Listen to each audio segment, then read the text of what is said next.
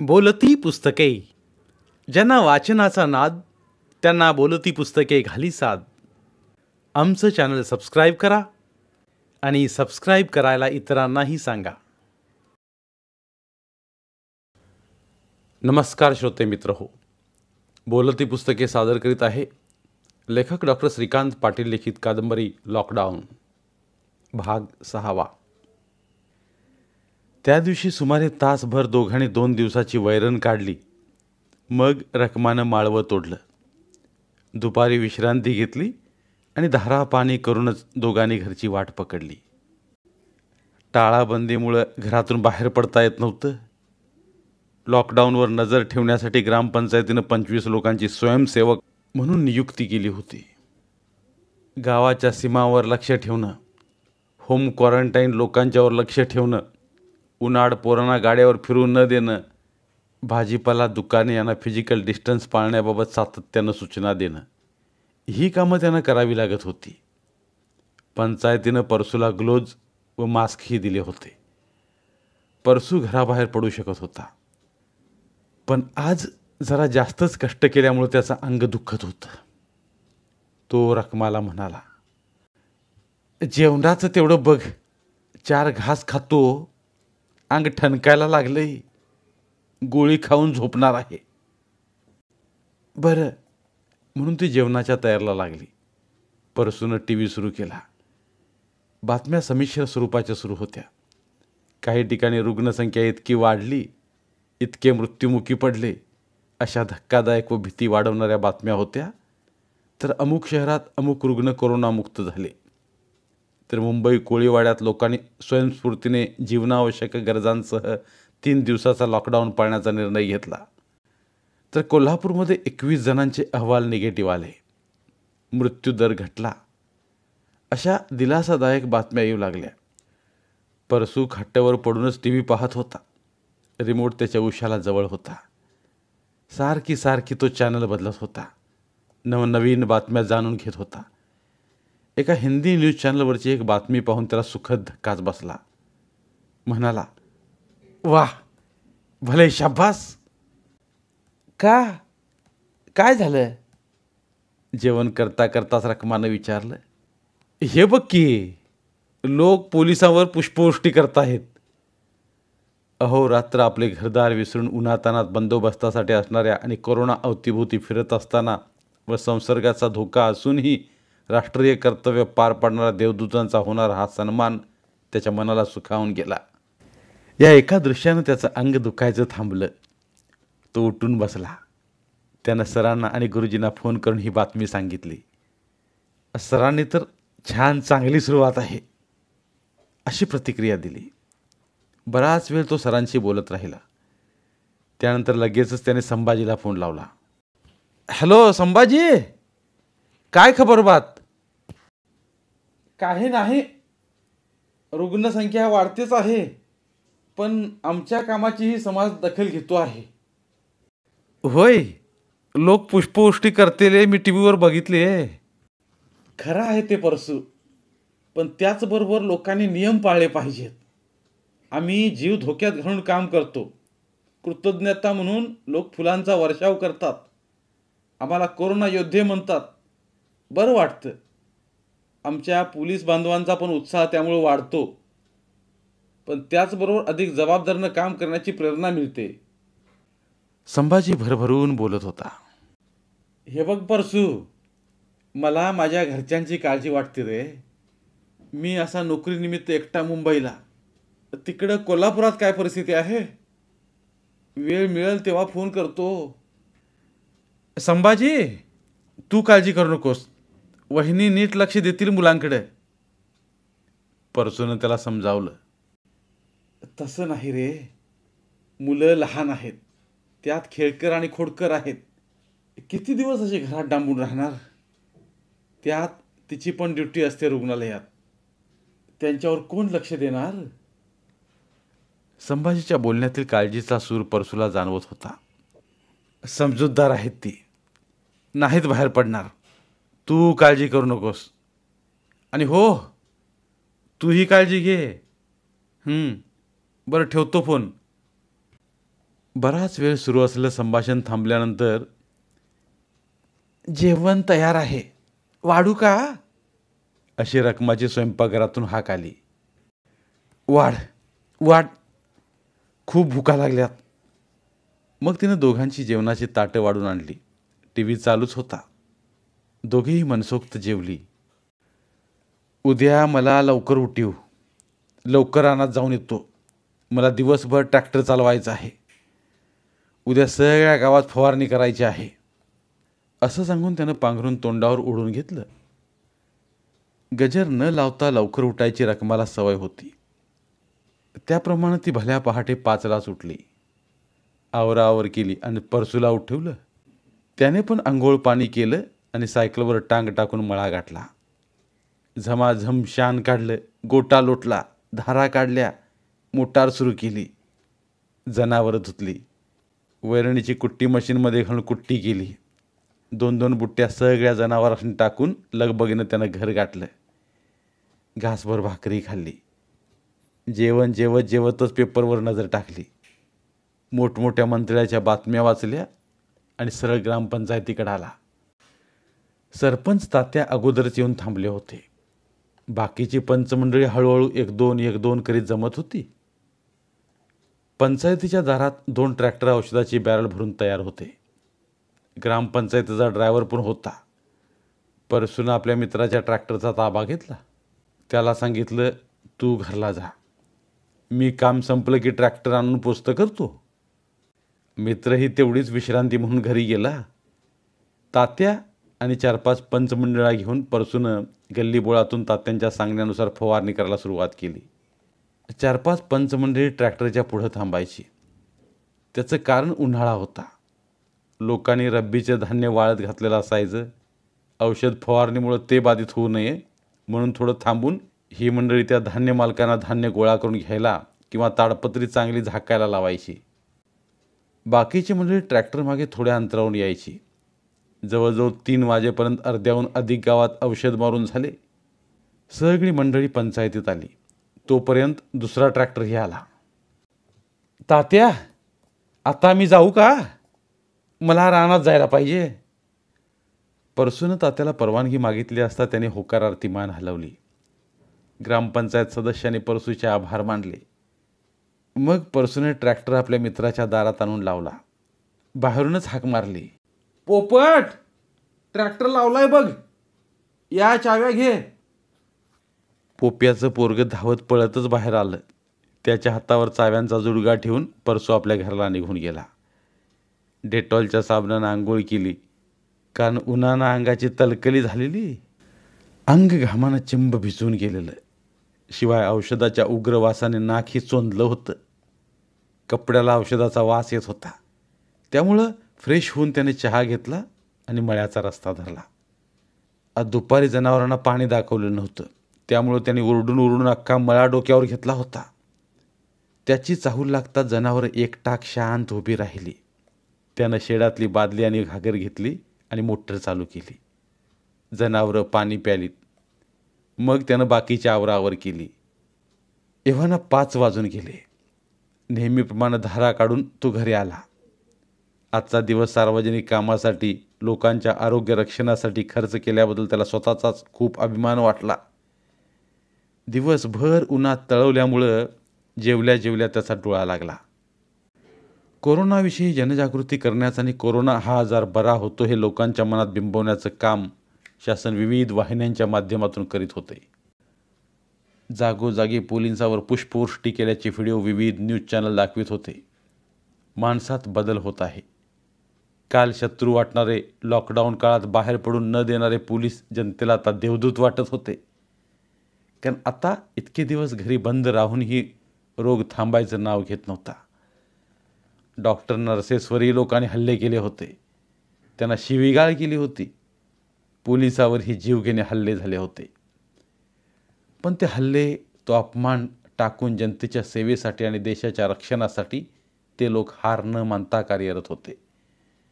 काही डॉक्टरांना, नर्सेसना, पोलिसांनाही कोरोना झाला होता. काळ तर मोठा कठीण आला होता. सतत नोकरी धंद्यानिमित्त परगावी जाणाऱ्या लोकांची अवस्था तर खूपच वाईट झाली होती. त्यांचे फिरण्याचे, हॉटेलिंग, सिनेमाचे, मौजमस्तीचे वेळापत्रकच बिघडून गेले होते. तसा गावकऱ्यांना फारसा फरक पडला नव्हता, कारण वर्ष 6 महिन्यात ही माणसं कधीतरी जवळच्या नगरामध्ये, तालुक्याला, जिल्ह्याच्या ठिकाणी काही कामानिमित्त जात होती. पाहुणे रावळे यांच्याकडे मरणाला आणि तोरणाला जात होती, तर जवळच्या नातेवाईकांकडे गरजेनुसार जात होती. एरवी घरप्रपंच, शेतीवाडी आणि गावगाडा हेच त्यांचं जग होतं. परसू त्यापैकीच एक. शिकला, पण हिमतीनं शेतकरी झाला.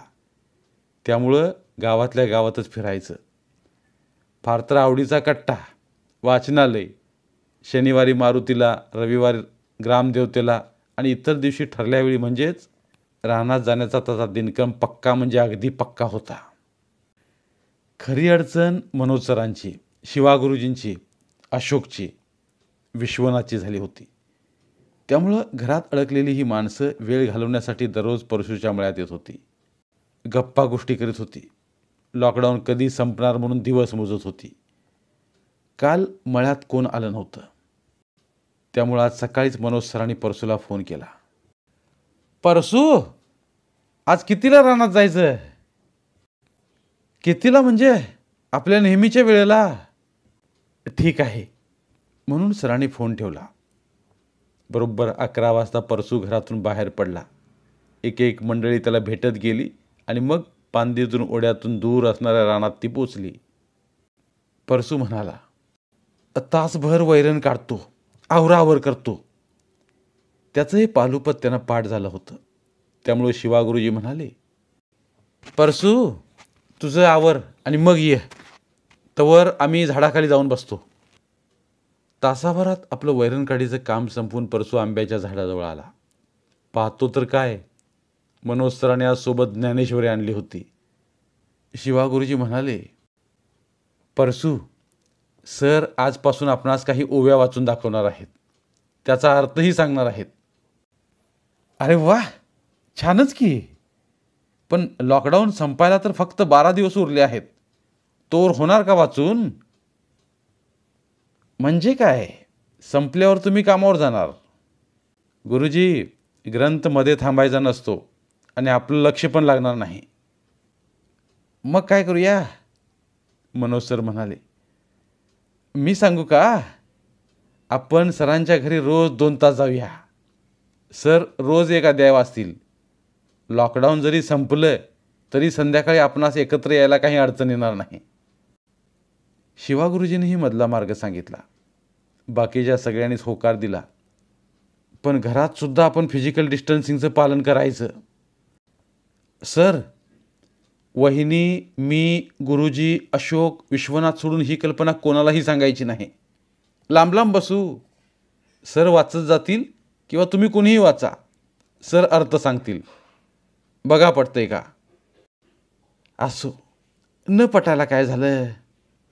कधी न बोलणाऱ्या विश्वनाथने आपलंही तोंड उघडलं. मग परसूनं टीव्हीवर पोलिसावर फुलं उधळून लोक त्याचा सन्मान करत आहेत ही बातमी सगळ्यांना सांगितली. मी नेहमीच सांगतो, बदल हा काळाचा नियम आहे. मनोज सर बोलले, अरे परिस्थिती माणसाला बदलायला लावते. काल परवापर्यंत पोलिसांना खोटं बोलणारे, नियमांचे उल्लंघन करणारे, विविध कारणं सांगणारे, त्यांच्यावर दगड फेकणारे लोक आता त्यांच्यावर फुले उधळतात. लोकांना पण कळले की ते आपल्यासाठीच राबतात. अशोक म्हणाला, आपल्या कोल्हापुरात सफाई कामगारांच्या गळ्यात फुलांच्या माळा घालून लोकांनी त्यांचा सन्मान केला. एरवी लोक त्यांच्याकडे तुच्छतेने बघतात, पण ते आहेत म्हणून शहरं स्वच्छ, गावं स्वच्छ आहेत. आपण प्रत्येकाचा त्याच्या कामाचा सन्मान करायला शिकलं पाहिजे. हीच खरी पूजा आहे. श्रमप्रतिष्ठा यालाच म्हणतात.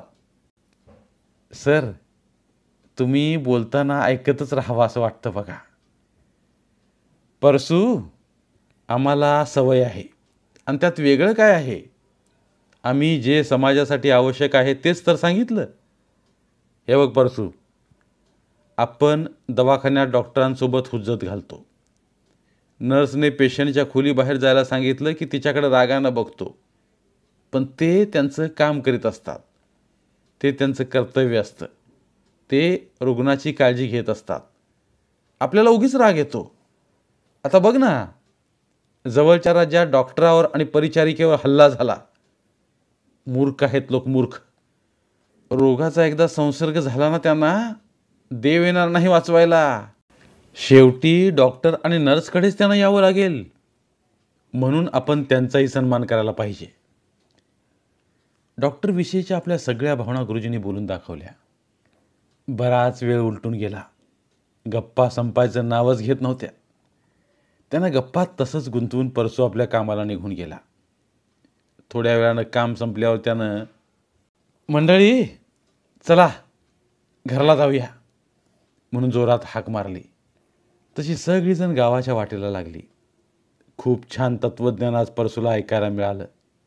डॉक्टर, नर्स, पोलीस आणि सफाई कामगार याविषयी तर गुरुजींची मतं ऐकून मनातली जळमट दूर झाल्याचं समाधान त्याला मिळालं. गाव जवळ आलं तसे प्रत्येकजण आपापल्या घरात निघून गेली. आल्या आल्या परसूनं साबणानं स्वच्छ हातपाय धुतलं. आता ते त्याच्या अंगवळणीच पडलं होतं. रकमानं चहा तयार केला. तो घटाघट प्यायला आणि किटल्या घेऊन गेला. दूध दुभतं जास्त असल्यानं परसूला डेअरी संचालक म्हणून संधी मिळाली होती. वागणं चांगलं होतं, व्यवहार चोख होता. त्यामुळं त्याच्याबाबत सगळ्यांनाच आदर आणि आपुलकी होती. तिथंही चेअरमन साहेब संस्थेमार्फत मास्क वाटप करत होते. उळीत उभा राहून त्यानं दूध घातलं. चेअरमनांच्या हस्ते मास्क घेतला. बरं जातो आता असं म्हणणार तोच चेअरमन म्हणाले, थांबा, जाऊ नका. आता उरलेले मास्क आपण तुमच्या हस्ते देऊया. परसूला त्यांनी थांबण्याची विनंती केली. तेव्हा डेअरी जाईपर्यंत जवळजवळ 70-80 लोकांना सोशल डिस्टन्स ठेवत परसूने मास्क वाटप केले.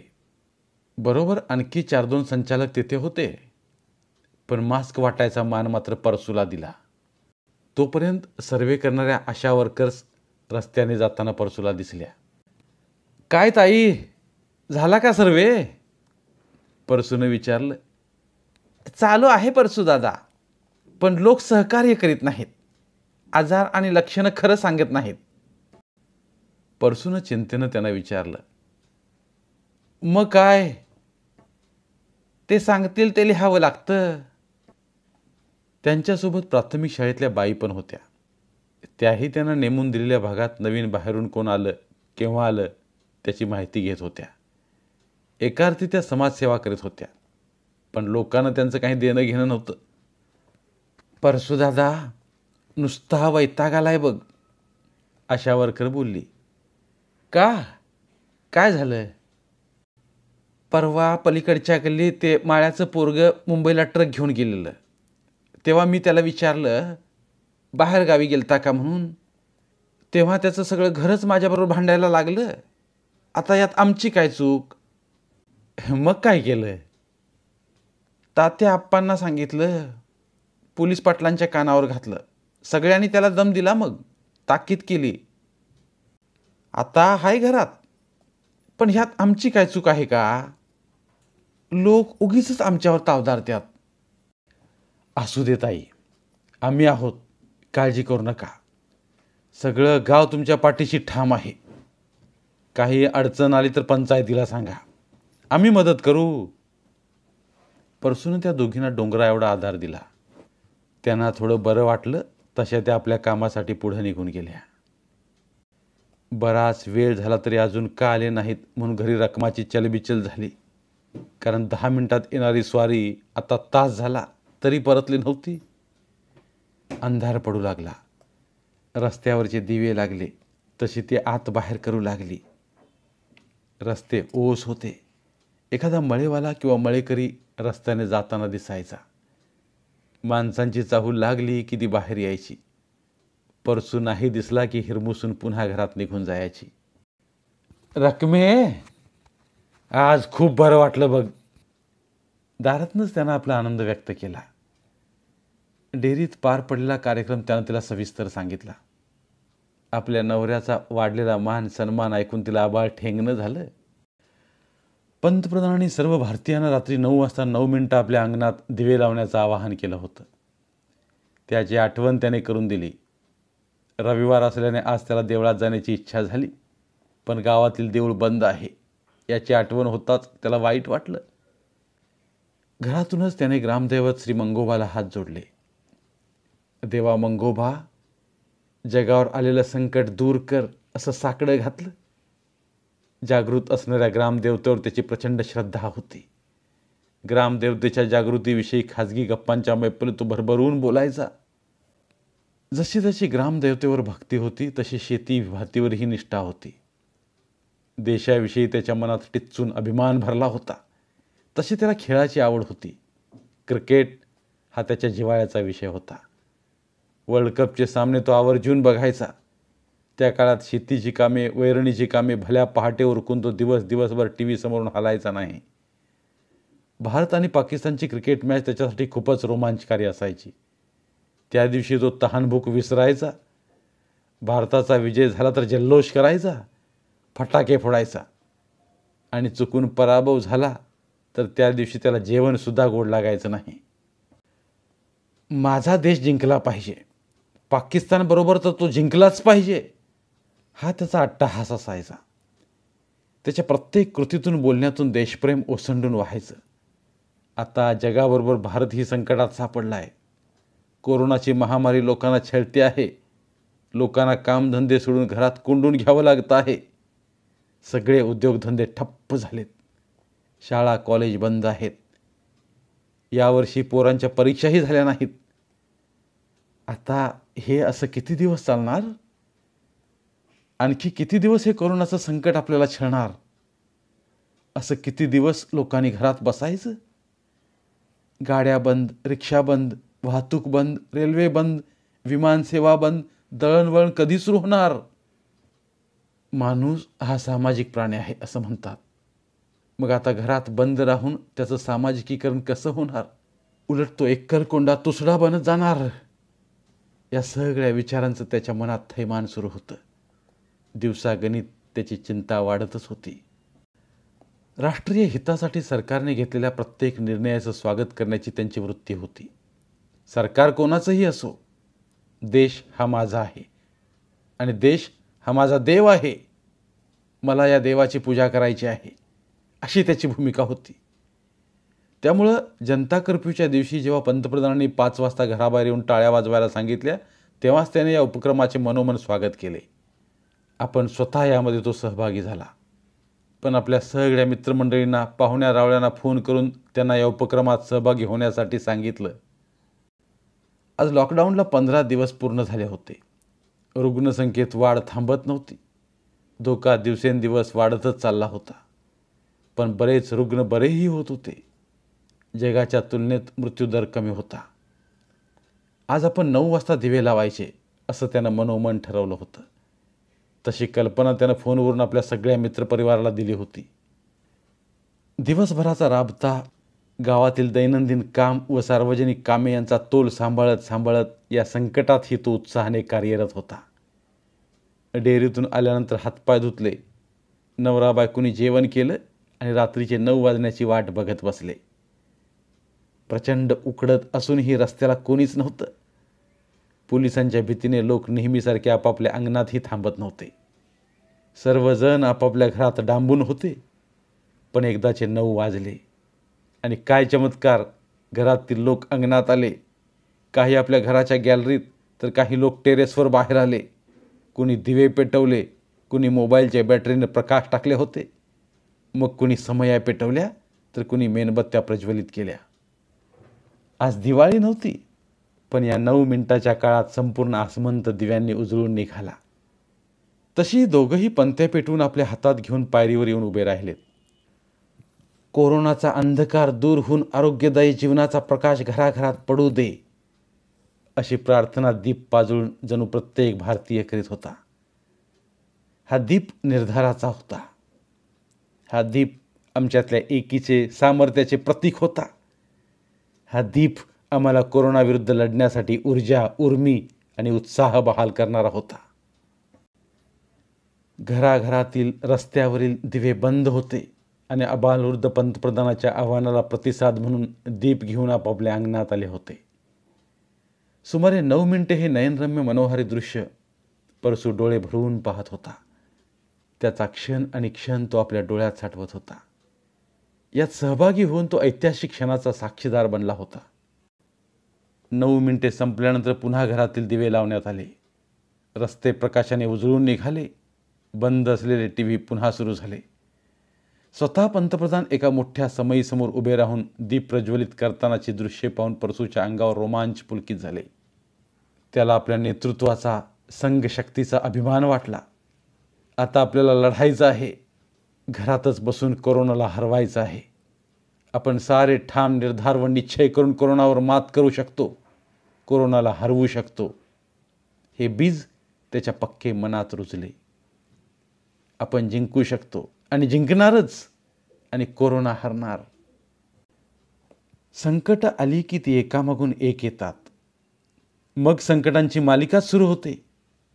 आधीच कोरोनाचा कहर आणि त्यात आता वादळी पावसाला आली लहर. असंच काहीसं झालं. सूर्य रोज आग ओकत होता. सकाळी 8-9 वाजल्यापासून उकाडा हैराण करून सोडायचा. दुपारी सूर्य डोक्यावर आला की घराच्या बाहेर पडायची सोय नव्हती. कोरोनाच्या भीतीमुळं बाहेर पडणं नियमबाह्यही होतं. पण तळपणारी आणि पोळणारी किरणं बाहेर बघू पण देत नव्हती. रात्रंदिवस पंख्याची घरघर सुरू राहायची. परसू रानात असायचा. मित्रांबरोबर आंब्याच्या झाडाखाली गार सावलीत एखादा डुलका काढायचा आणि मग नेहमीची कामं. घरी असलेली रखमा उकाड्यानं हैराण होऊन जायची. घरी एकटीच असल्यानं निवडणं, टिपणं, सारवणं किंवा शिलाई काम करायची. आणि तावायला लागलं की पंखा सुरू करायची. पंख्याची तिला सवय नव्हती. काय बाय, वाऱ्याच्या पण ऊन झळा येतात असं म्हणायची. पण मनातलं दुःख सांगायचं कुणाला? सासू सासरे लेकीकडे गेल्यामुळं घर मुक्कळं टाकून तिला रोज शेतात जाता येत नव्हतं. दिवसभर पंख्याचा वारा खाऊन अंग बधीर व्हायचं. पण इलाज नव्हता. कोरोनामुळं शेजारच्या आयाबाया बसायला कोणी येत नव्हत्या. त्यामुळं तिला दिवस खायला उठायचा. गेले 4 दिवस दुपारनंतर अंधारून येत होतं. आकाश तर ढगांनी गच्च भरायचं. आता पाऊस कोसळणार असं वाटायचं. पण तिच्या पदरी निराशाच यायची. वारा सुटला की घरचं पत्र वाऱ्यानं थाड थाड वाजायचं. खूप भीती वाटायची. दारं खिडक्या एकमेकावर आपटायच्या. धुळीचं लोट उठायचं. मग धुणं काढायला तिची गडबड उठायची. काळजी म्हणून वीज महामंडळातून लाईट बंद केली जायची. पण उठलेलं आभाळ तसंच हात हलवत निघून जायचं.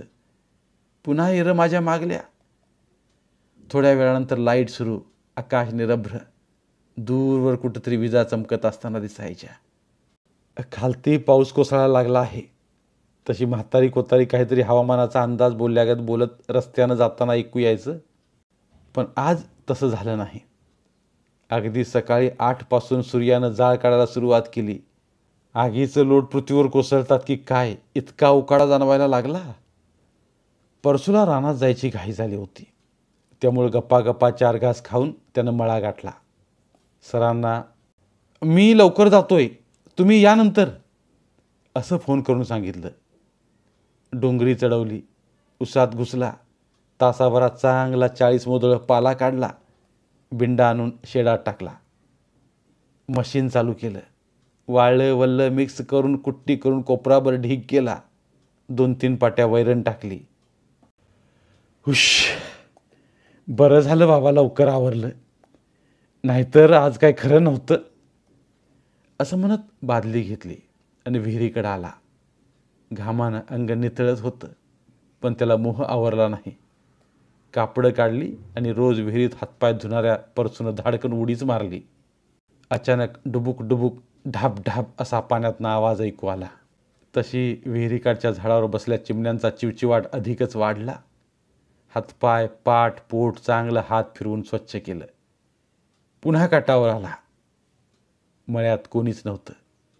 सारं शिवार शांत होतं. वड्याकाठच्या करंजीतून किरकिर असा आवाज येत होता.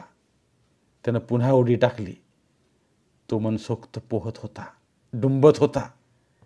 आज त्याला कशाचंही भान राहिलं नव्हतं.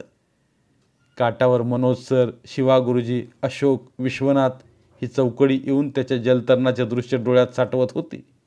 पण तो आपल्याच नादात. साहेब, झालं असेल तर आता या की वर. अशोकनं त्याला हाक दिली तसा तो सावध झाला. पाण्यातूनच म्हणाला, कधी आला येस? माझं लक्षच नाही. रात्री इथेच मुक्कामाला होतो. विश्वनाथनं त्याला मिश्किल असं उत्तर दिलं. अरे मित्रांनो, तसं नाही. ऊन वाढायला लागलं, पुन्हा उन्हात शिरायला नको वाटतं, म्हणून जरा आज लवकर आलो. पण काय खरं नाही बाबा, पार तलकल्ली झाली म्हणून मारली उडी. विहीर आपलीच आहे, कुणाची परवानगी काढावी लागते काय? यावर. तुम्हाला पोहायला येत असेल तर या तुम्ही पण. नाही, आम्ही आंघोळ करून आलोय, अशोकनं सांगितलं. तसं नव्हं, पोहायला येत असेल तर मारा उड्या, तेवढं शरीर मोकळं होतं, हातपाय मोकळे होतात. नाही, पण बदलायला कपडेच आणले नाहीत, मनोजनं सांगितलं. परसू, उद्यापासून पाहिजे तर आंघोळीला तिकडे येऊया, अशोक म्हणाला. नको रे बाबा, पोलीस मागावर असतात, उगीच रट्टे पडायला नको. बराच वेळ परसू विहिरीत आणि बाकीची काठावर उभं राहून गप्पांची मैफिल रमली होती. परसू वर आला, अंग पुसत कापडं बदलली आणि मग सगळीच आंब्याच्या सावलीत धावली. रोज काहीतरी नवीन खबरबात मनोज सर सांगायचे. सरांचे वाचन खूप होते, त्यातलेच काहीतरी नाविन्यपूर्ण ते रोज ऐकवायचे. तशी अटच शिवागुरुजींनी घातली होती, त्यामुळं सर बोलत राहायचे. त्यांनी बोलतच राहावं असं प्रत्येकाला वाटायचं. बाकीचे ऐकतच राहायचे आणि मग बोलणं संपलं की निवांतपणे तासभर डुलका काढायचे. आणि किती असलं तरी आंब्याचं झाड त्यांना आपल्या सावलीत घ्यायचं. उन्हाच्या झळासुद्धा त्यांच्यापर्यंत पोचत नव्हत्या. इतका झुपकेदार वृक्ष 8-15 दिवसातच त्यांचा जीवलग मित्र बनला होता. दुपारनंतर अचानक अंधारून आलं आणि सोसाट्याचा वारा सुटला. आता हे ढासळणार. मित्रांनो, तुम्ही घरला जावा आता, मी येतो नंतर, असं म्हणून परसूनं त्यांना वाटेला लावलं आणि तो पण पळतच शेडात आला. तोवर पावसानं झोडपायला सुरुवात केली. विजा चमकायला लागल्या, गारांची आदळ आपट सुरू झाली. मीच मूर्ख, असं पावसात पाठवायला नको होतं, तो स्वतःलाच दोष देऊ लागला. पण मला काय ठाऊक आहे एवढ्या लवकर येईल म्हणून. असू दे, माझी भूमिका चांगलीच होती. पावसा अगोदर त्यांनी सुरक्षित घरी जावावं असं मला वाटत होतं. पण काही अडचण नाही, वाटेला भरपूर निवारे आहेत आणि अशोक विश्वनाथ सारेच थांबतील कुणाच्या तरी वस्तीवर. त्यानं आपल्या मनाची समजूत घातली. बराच वेळ पावसाचा जोर चालूच राहिला. रानातली ढेकळं गारांच्या टिप्पिरानं भुई सपाट पार झाली. तासाभराच्या तडाख्यानं सगळीकडं पाणीच पाणी झालं. मातीला छान सुगंध सुटला. आता जरा कुठंतरी टिपटिप थेंब पडत होते. बऱ्यापैकी पाऊस थांबला होता. तेव्हा परसूनं आवरावर केली. बाहेर भिंतीला लावलेली सायकल शेडमध्ये आणून लावली, कुलूप घातले आणि मग गावचा रस्ता धरला. रस्त्यानं सगळा चिखल झालेला. जागोजागी झाडाच्या फांद्या मोडून पडलेल्या, त्या मळलेल्या वाटेवर पाय पेंडलत होते. बरं झालं बाबा सायकल रानातच ठेवली, नाहीतर आपलं काही खरं नव्हतं. आपल्या अक्कल हुशारीचं त्यानं स्वतःच कौतुक केलं आणि पांदीतून वड्यात आला. पुन्हा एकदा हातपाय धुतले आणि तरातरा पावलं टाकीत घर गाठलं. पाऊस थांबल्यावर आम्ही सगळे सुखरूप पोचलो. वाटेत न्हाव्याच्या वस्तीवर थांबलेलो, म्हणून मनोज सरांनी फोनवरून सांगितलं. परसू घरी आला. अंगण पार किरवलं होतं. मोठ्या मेहनतीनं सारवलेल्या अंगणाचा पार काला झालेला. पावसानं माणसाची पार दैना उडवलेली. एकटीच घरात असलेली रखमा तर पार भेदरून गेलेली. तिने सांगितलं, आत्याबाई असत्या तर बरं झालं असतं. माझा तर पार धीरच सुटलेला. अंगणातलं पत्र उडून जातात काय काय असं वाटायला लागलेलं. त्याचं मडं बसवलं त्या वाऱ्याचं. आपला सगळा दाबून ठेवलेला कड परसू आल्यावर त्याच्यासमोर मोकळा केला. असू दे, हे निसर्गचक्र आहे, आपल्या काय हातात असतं. म्हणून त्यानं तिची समजूत घातली. लाईट गेली आली. येणार आहे का नाही ते काही माहीत नव्हतं. त्याचा कानोसा घेण्यासाठी म्हणून त्यानं उत्तम मिस्त्रीला फोन केला. मिस्त्री लय बिलंदर होता. अशा अडचणीच्या काळात फोन स्विच ऑफ करून ठेवायचा, नाहीतर चालू असला तर फोन घ्यायचा नाही. त्यामुळं लोक पार वैतागून गेलेले. त्याला फोन करायचा म्हणजे भ्याच वाटायचं, पण आपला फोन उचलणार याची परसूला खात्री होती. हॅलो मिस्त्री, लाईटचं काय? काय म्हणजे बंद आहे?